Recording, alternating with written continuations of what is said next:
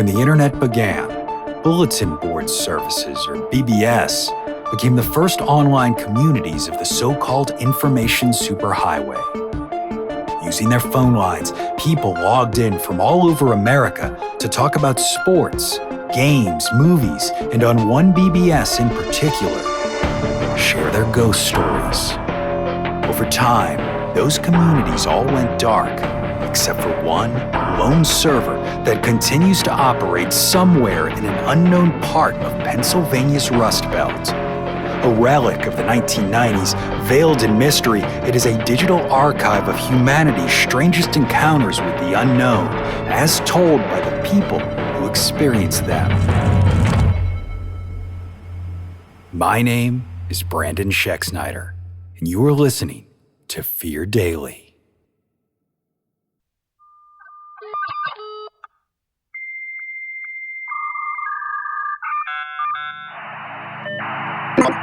Subject: Grandpa's Bayonet. User: Proud613TX. Posted September 12, 1994.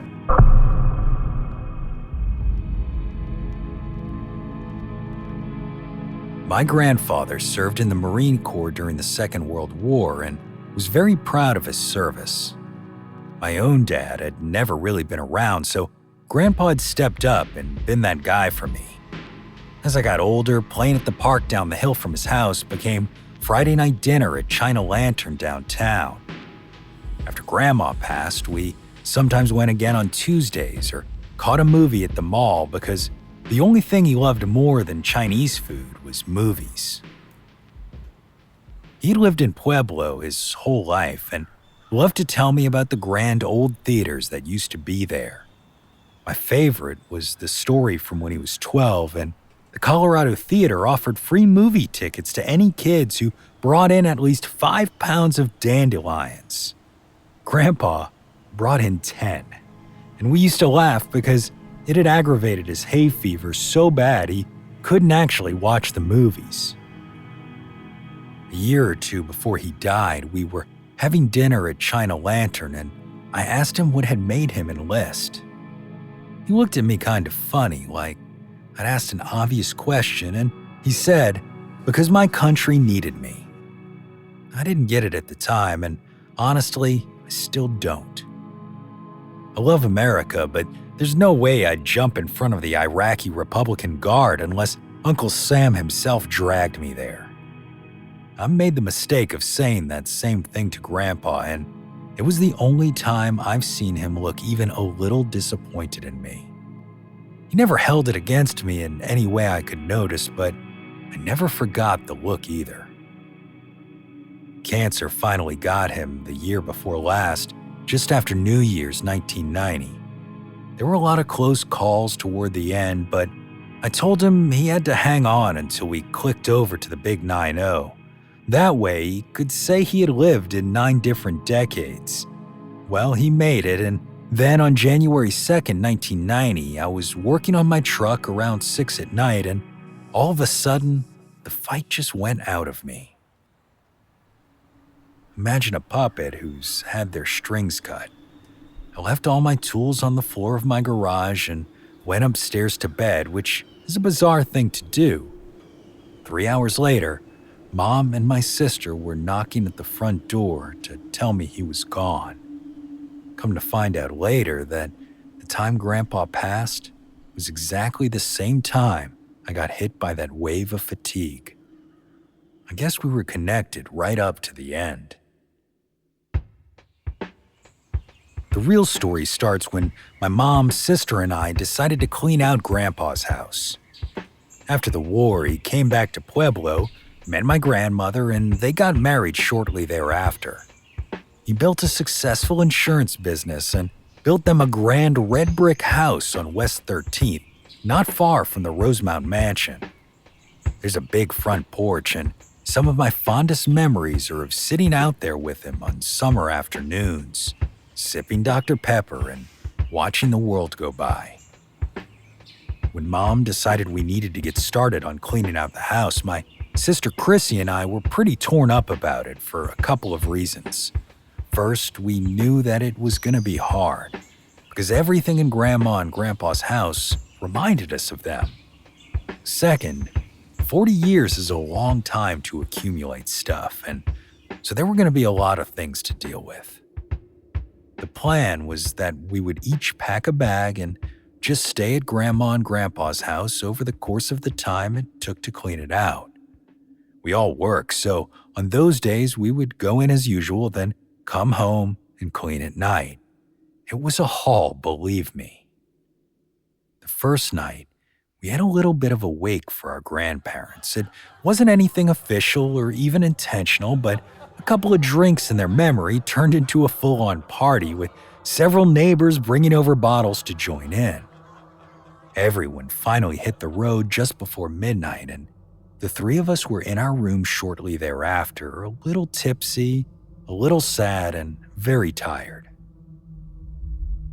I woke up briefly around 3 to hear what sounded like pounding on the wall of my room.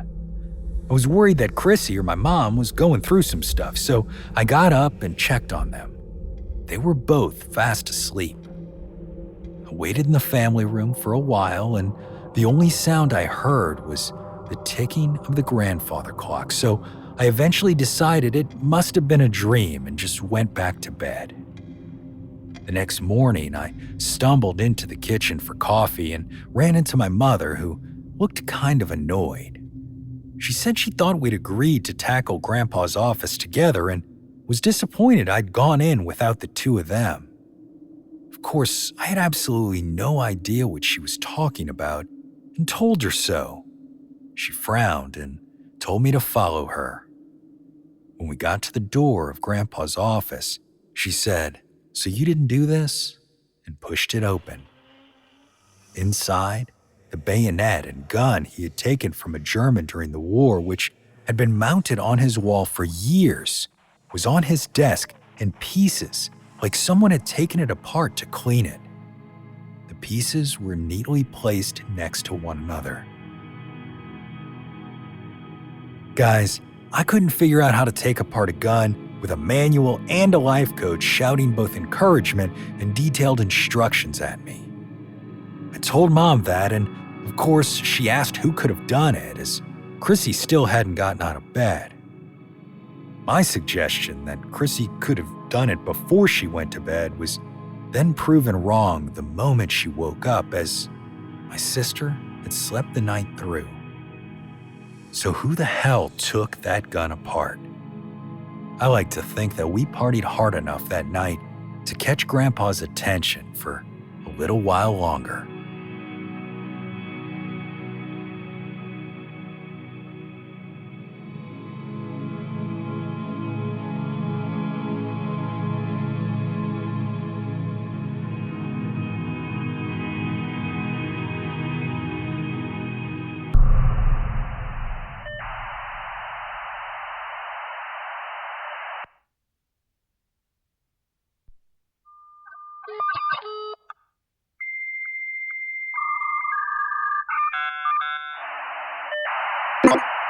Subject, Itsy Bitsy Spider. User, Waitsetter. Posted, June 12, 1997.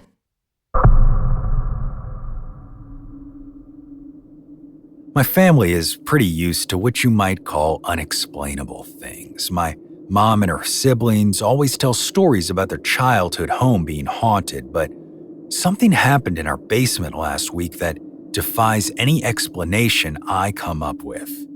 I'd heard of ghosts. I'd heard of shadows that move like people, but I'd never in my life heard of shadows that move like spiders.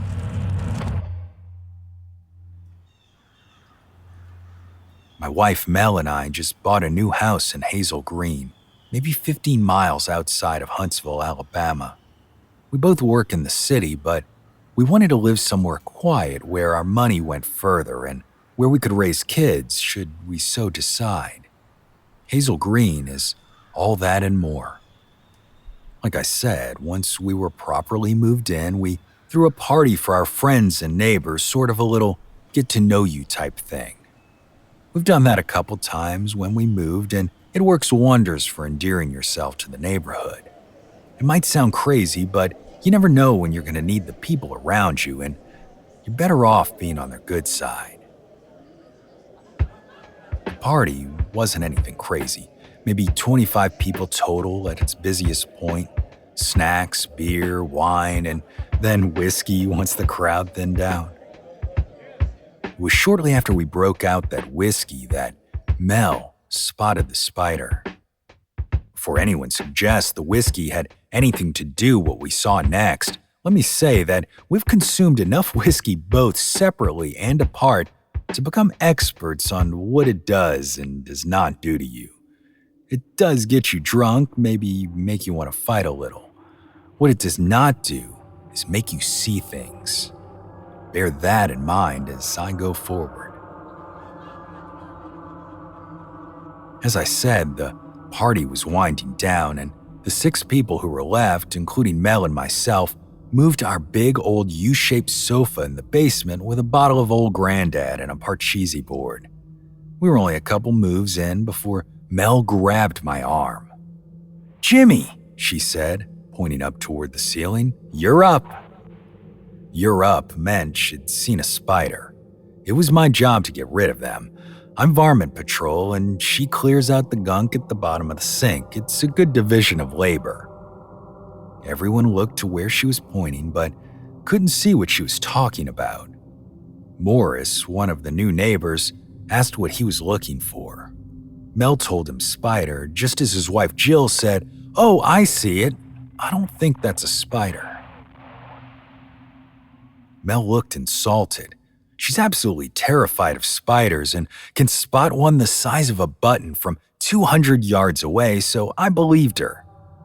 A moment later, I spotted it too, a small black dot hanging from the ceiling, and stood up to do my duties as pest control, only to find myself thinking, Jill might be right.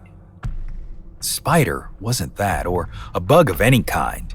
Instead, it looked like a teardrop-shaped blot of ink or oil, and it wasn't hanging from anything. It was just suspended there in the air above us. "Mel," I said, "that's not a spider." She did not like me taking Jill's side and tried to fight me on it, but then I waved my hands all around the thing, showing it wasn't connected to any web or filament. Herb, another one of the remaining guests, piped up and said, "Well, then what the hell is it?" I shrugged. Morris got up to get closer to look at it, standing next to me and peering at the tiny black drop. He reached out to touch it, and Jill shouted, "Morris, have you lost your mind? Leave it alone." His hand snapped back like he'd been electrocuted. The air had gone totally silent, all 6 of us focused on this insignificant little blob hanging between us. For a second, I thought back to county fairs when I was a kid, how people used to be absolutely terrified by wasps. My sister and I always laughed at how one tiny wasp could herd packs of adults back and forth across the midway. Now here, 6 adults were in complete thrall to something that wouldn't even be a respectable dot on the carpet. I tried blowing on it to see if I could push it with air pressure, but instead of moving it, it just rippled. Mel, who I assume had now been convinced we weren't dealing with any kind of insect, suggested we just leave it alone and sit back down. The Parcheesi board didn't get any more play that night, though, because even sitting down, we couldn't take our eyes off of our visitor. Eventually, through no action of our own, almost like it was making its own decisions, the blob floated away from us and disappeared from view with a tiny popping sound.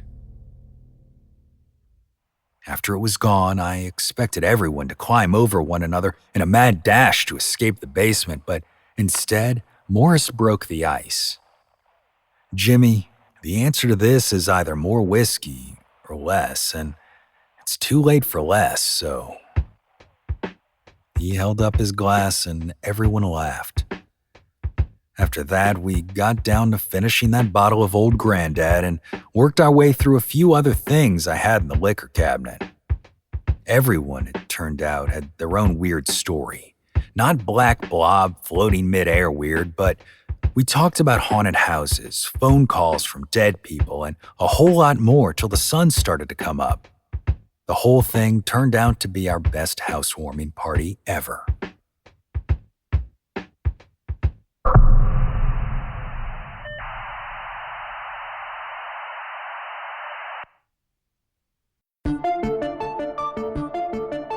Fear Daily is an independent podcast hosted by Brandon Schexnayder and written by Brennan Storr, with Joanna Smith serving as the consulting editor, audio production by Rachel Boyd, and sound design by Southern Gothic Media.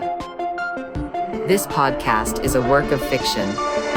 Names, characters, places, and incidents are either products of the author's imagination or are used fictitiously. Any resemblance to actual persons, living or dead, or to real events or locations, is entirely coincidental.